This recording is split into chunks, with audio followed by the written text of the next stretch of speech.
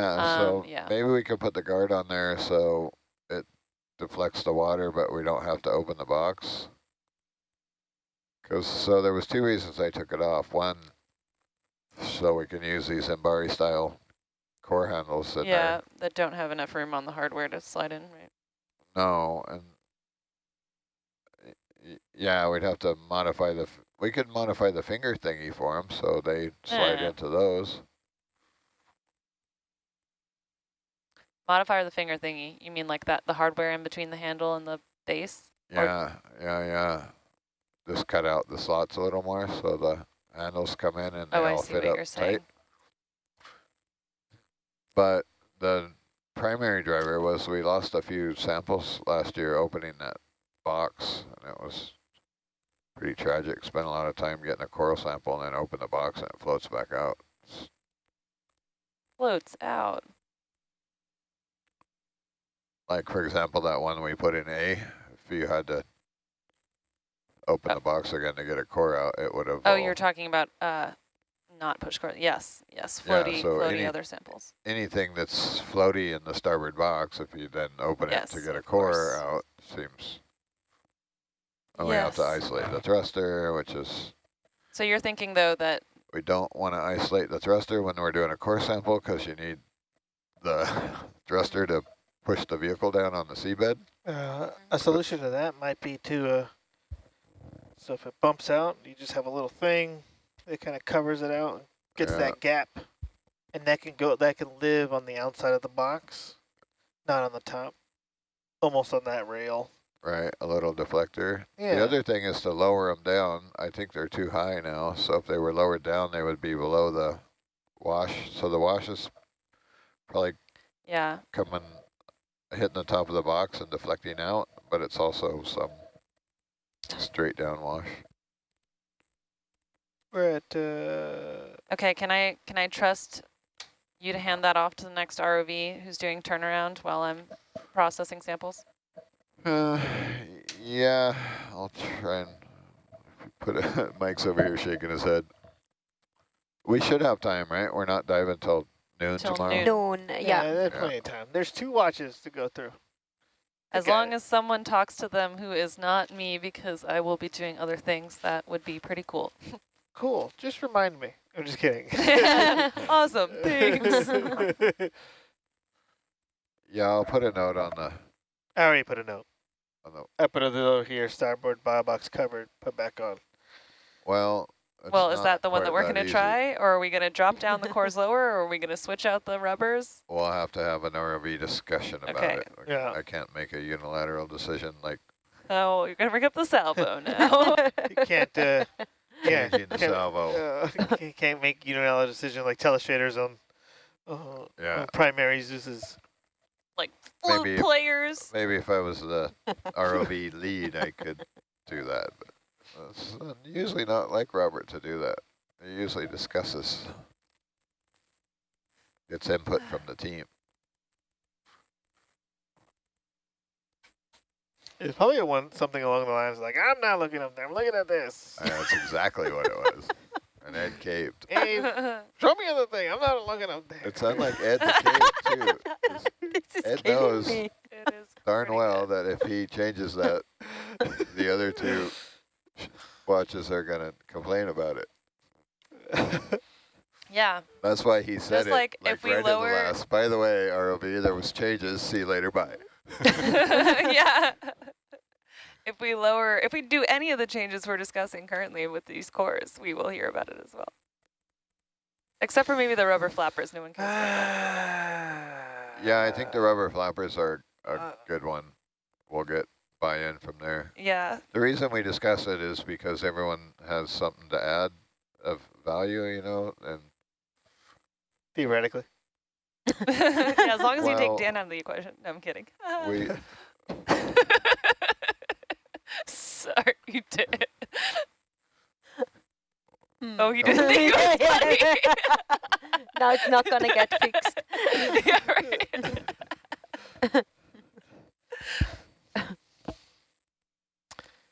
I hate that finger guard. I almost float tested it when I took it off there. Oh, we just got the salinity back. Oh, was it not reading salinity earlier? Yeah, That is so for salty. almost the whole day. Oh, I don't know why didn't notice why it that. Would you mind started putting now. that in? What's that? For some reason, it seems like the salinity maybe wasn't piping to Grafana earlier in the day. It's in the science portal. It was, we always got data, but it wasn't displaying. Oh, okay. Tim. Yeah, I talked to him and yeah, he checked it. We are at 815 meters. We're all lined up for recovery too. Goalpost it. Placing bets. Ooh, I don't know. We're 800 out. Too early. Yeah. Ooh. Come on, knock on my door. Did you guys adjust your heading, or because the ship's streaming, did it naturally change from like 315 for Argus up to 354? Because it's being pulled. It's just getting pulled. I don't have any auto headings on. We're just relying on the We're relying on the sea itself. being towed around. Yeah.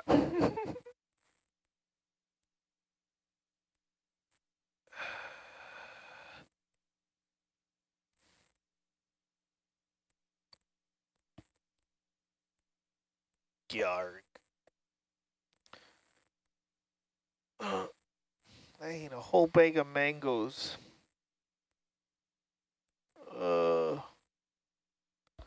Huh? Screw things up in your digestive What, mangoes? schedule? Yeah, like eating a whole bag of dried fruit. Yeah. I skipped meal. I skipped a meal. I'm probably gonna skip another. That's gonna be okay, I think. I didn't realize until the end, because they're dried up mangoes, that they look like the surgical tubing that I had. I was like, oh god, it looks exactly the same. Did you ever find your second string? No. Oh, sorry to bring it up. Although here's a Velcro I had earlier today. You did find the Velcro. Yeah. I didn't find the Velcro. I haven't found my death string. Kind of bummed about that. You know, but... So you never got to finish telling us your story about your ride in Alvin? Oh, yeah, so that was in 2000. Wait, you were in Alvin? I didn't missed that? What? Yeah, I dove in Alvin in 2014 off the Atlantis because I was working for a geochemist at the time who really wasn't a fan of spending that much time in a small sphere. The bottom of the ocean. Oh, well, that's nice. Did you fly at the vent field, or what type of science or project was it? No, we were at Dorado Outcrop, which is a diffuse flow, low temperature, insignificant chemistry site off of Costa Rica on the Cocos Plate. And it was really cool. So I was with Phil Fort. He was the pilot. His wife was on the expedition previous to this. And then... Oh, really? Yeah, and a cameraman named Maurice from New Zealand. And they're both over 6 feet tall. Oh, Phil was the pilot, you're saying? Yeah. Oh, yeah, yeah. And I'm lucky, I'm only 5'6", so I could fit my feet across the bench, and so it was relatively comfortable, but they were like cramped in this small sphere. Yeah. And so we went down. It took like 2 hours to get down there, and then for 4 hours we, had our mission. We were lucky because we were looking for areas where there was the flow, and so we started at one end of this. It's only a ½ kilometer long outcrop, and so we got to do the whole thing, and just flying over it and seeing, like the first thing I saw that really stuck out was this really orange Brisingid sea star, which looks like a pumpkin skeleton, and I was like, what is this really bright thing doing down here? And then there was a lot of vibrant yellows. And how deep was it? It's cool. 3,100 meters. Wow. Whoa, Dang. nice. Yeah, it was totally it was like everything. It was the best day. It was also the fastest day of my life, probably. Do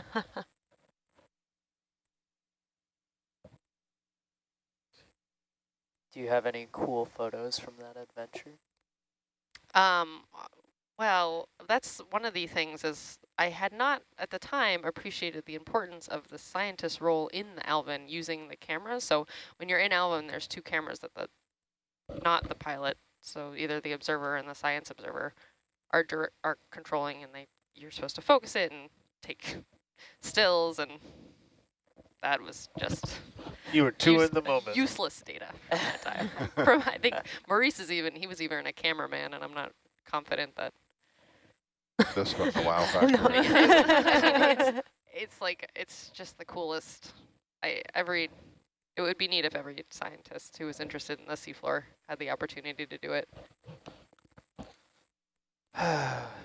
If only, if only.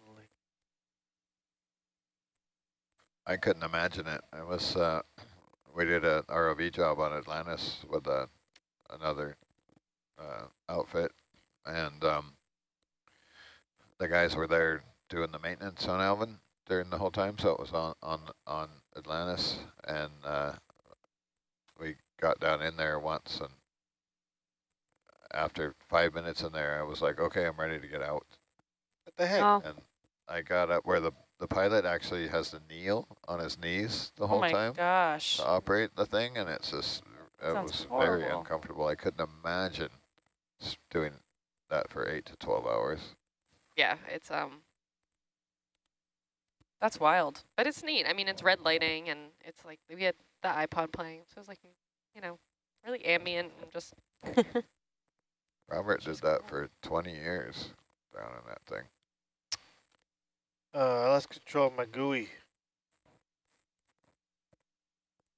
You must have hit a button, because this one just went blank. I know, I did the KVM thingy, and then it did that thingy, and I don't know why I did that thingy. Who are you? What was this? This is your Be whatever survey you thingy. want. That was your thingy right there.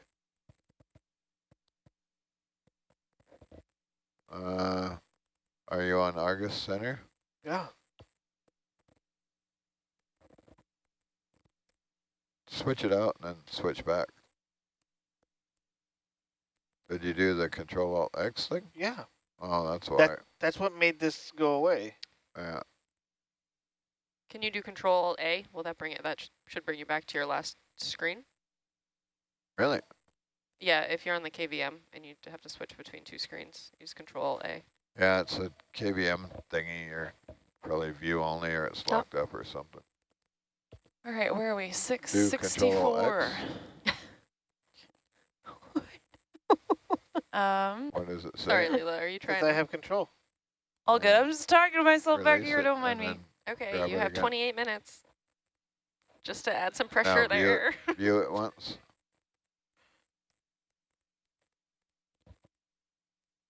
Bridge nav.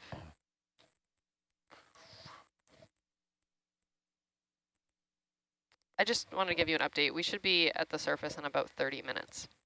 I think something happened to the Argus GUI. Annie, are you good logging on deck? If I leave the van? Yeah, yeah, it's part of our checklist. Okay.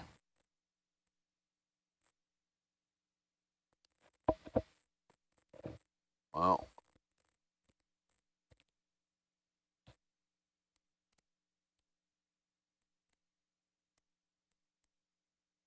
That's Hercules. That is Hercules GUI.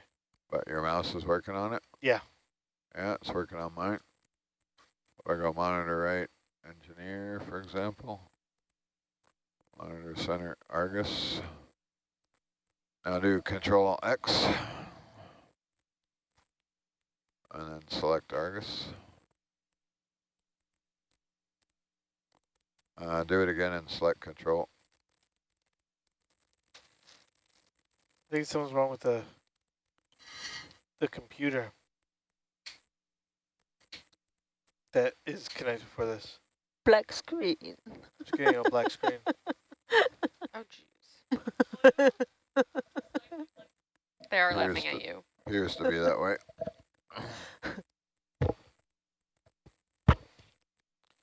You can pull up the Herc GUI and use that.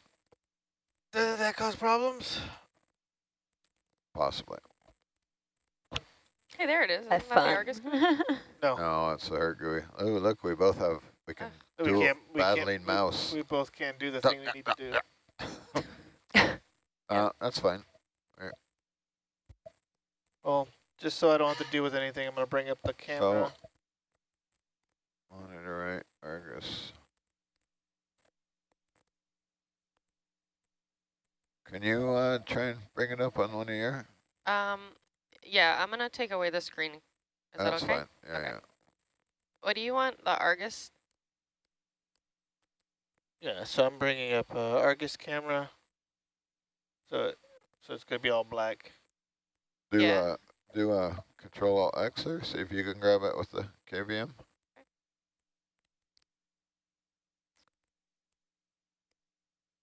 Is it Argus GUI? Yep. Want me to grab control or just view it? Yeah, take control. No, it's nothing. There's nothing there. Nothing No one's there. home. Nobody home. Okay. That's what I said. Well, I Yeah, but you didn't say it with the right inflection. just curious if it was that. You want to release it now? Jeez, you are needy. I know. Sorry. High maintenance. It's like it's gone to Did it go to sleep? sleep.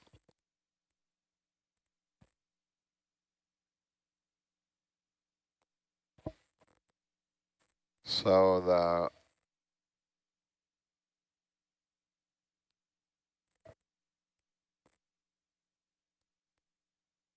Argus GUI, I don't think is actually talking directly to the Argus Mux. I think the way it works is. But it's whatever the thing is, because I lost like the Grafana, I lost all the other background stuff. Yeah. But I think like I still have control. Like you can. I think the way the software works is the Hercules topside controls the hardware for both. And then the Argus GUI piggybacks off the Herc GUI, because you can't start the Argus GUI and run anything unless the Herc GUI is at the little terminal. The script? Yeah, the actual program that's doing the real-time control. For example, I should be able to.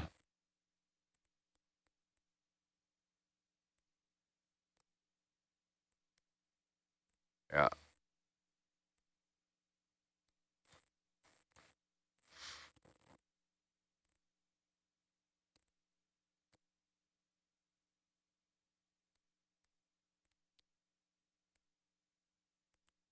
So we have the Argus GUI to deal with and the core tube thing. That's the only two items on the defect list. Did that cause Argus camera to go out, or is that something you... No, it's up. Oh, okay, cool. Yeah, so we're getting ready for recovery, and that's one of the, if we forget to tilt that one up, it'll hit the deck when we recover. Right. So out of all the ones that we have to remember, that's the one. Copy that. and it gets occasionally forgotten, and Mark will just reach down and grab a hold of it and freaking yard on it, and back drive the tilt actuator. He has to at that point, right? It's got to land on deck without hitting the camera. Dan, could you put the screen up that shows like the time to descent? Oh, the utility? Yeah, thanks. sorry.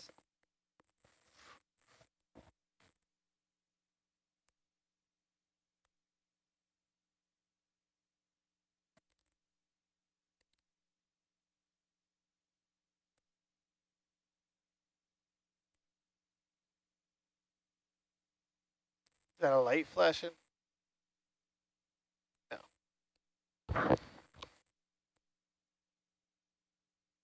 An Argus light flashing? No. Never mind.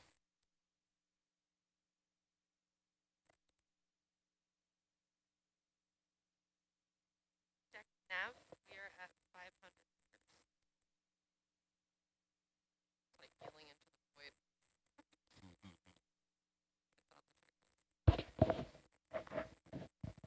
I haven't seen Mark out there yet. It takes them like 3 minutes to set up. He might not be up yet. We're early.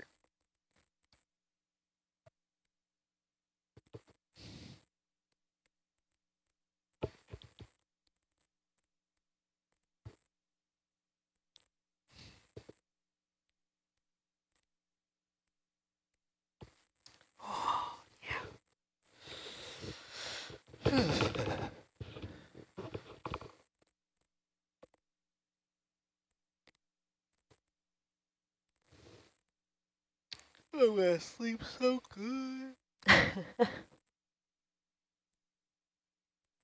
You didn't sleep at all before shift? No? Oh, dear. He was asleep in the lounge on the couch. No, that was me trying to sleep.